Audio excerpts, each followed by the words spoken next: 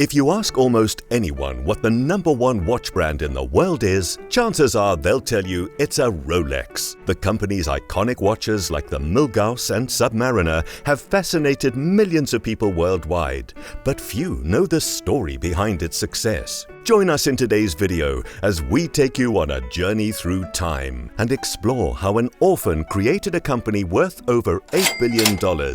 This is the story of Rolex. Our story begins with the birth of Hans Wilsdorf in Kulmbach, Germany in 1881. Hans was born as the second of 3 children of Anna and Johann Wilsdorf. His father managed the family's business, a successful iron tools company that helped place the Wilsdorfs comfortably in Germany's middle class. Things were going swimmingly until Anna Wilsdorf passed in 1892 and her husband quickly followed. Hans and his siblings were left in the hands of their uncles, who sold off the family business. However, the uncles sent Hans and his siblings to one of the best boarding schools in the country, Ernestum in Coburg. Hans excelled in school, especially in linguistics and mathematics. He was arguably the brightest in his class, but studying didn't quite do it for him. He was more interested in the tales of wonder and adventure his friend entertained him with every night. This friend was from a town in Switzerland, exceedingly famous for their storied history and skill in watchmaking.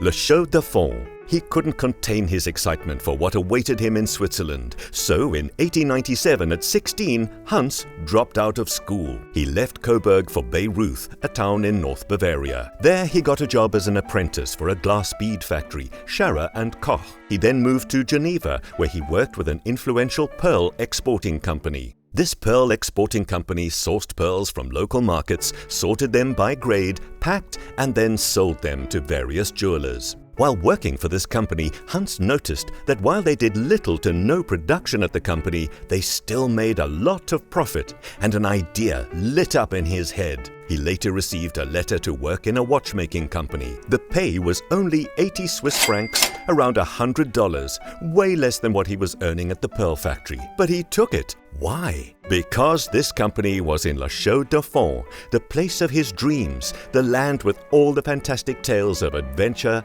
and watchmaking. In 1900, Hans started working at Cuno Corton in Le Chaux de Fonds as an English correspondent and clerk. Cuno Corton exported over £1 million francs worth of pocket watches annually.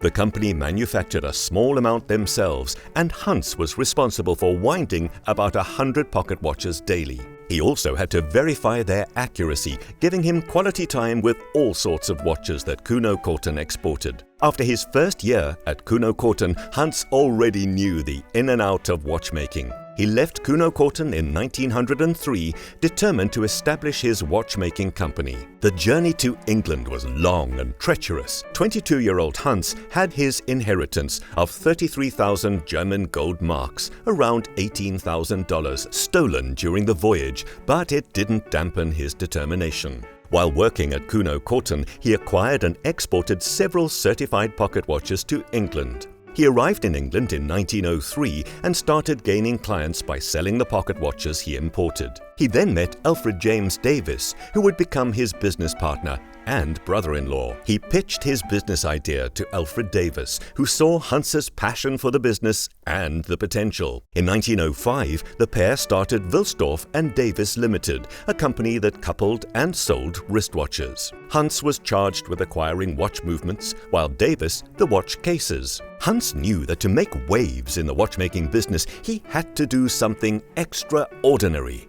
And he had a plan. In his time at Le Chaux de Fonds, he discovered one Hermann Eigler, a watch movement company specializing in making e-bouches, the movements for quality and small liver movements, perfect for wristwatches. In the early 1900s, wristwatches were not popular because of their small size relative to the pocket watches and their inaccuracy. But Hans believed wristwatches would become prevalent. With some of his startup money, Hans traveled to Bienne in Switzerland to place an order with Eigler for an enormous amount of wristlet wristwatch movements. This formed a long-term partnership between Egler and Hans until Rolex acquired Egler a century later. With his experience in watchmaking, Hans rectified the shortcomings that plagued wristlets. The watches were remarkably accurate, and the designs were suitable for anyone. By 1908, Wilsdorf and Davis were already one of the top watch brands in London. The company was heavily patronized because of the unique design, quality,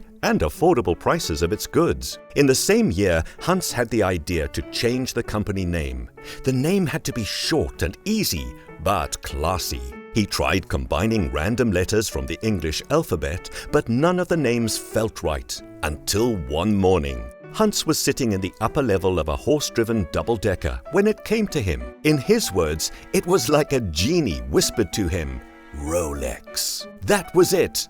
Hans had the Rolex brand filed within the next few days and officially registered in Switzerland. A decade after Hans moved to London, World War I started. It was 1914, and Rolex had so much business that they had 60 staff, several big office spaces in London, and a branch in Bienne. At that time, Rolex had received a Class A certificate from the Kew Observatory and a wristwatch chronometer rating from Switzerland, the first ever wristwatch to do so. The certifications helped Rolex grow to become a reliable and trustworthy brand. This was reflected in the decision to equip World War I soldiers with Rolex wristwatches. In 1915, the British government imposed a 33% customs duty that forced Hans to move his company's headquarters to Bienne before finally moving it to Geneva in Switzerland, where it still is. A decade later, Wilsdorf and Davis created the crown logo that has become inseparable from the Rolex brand.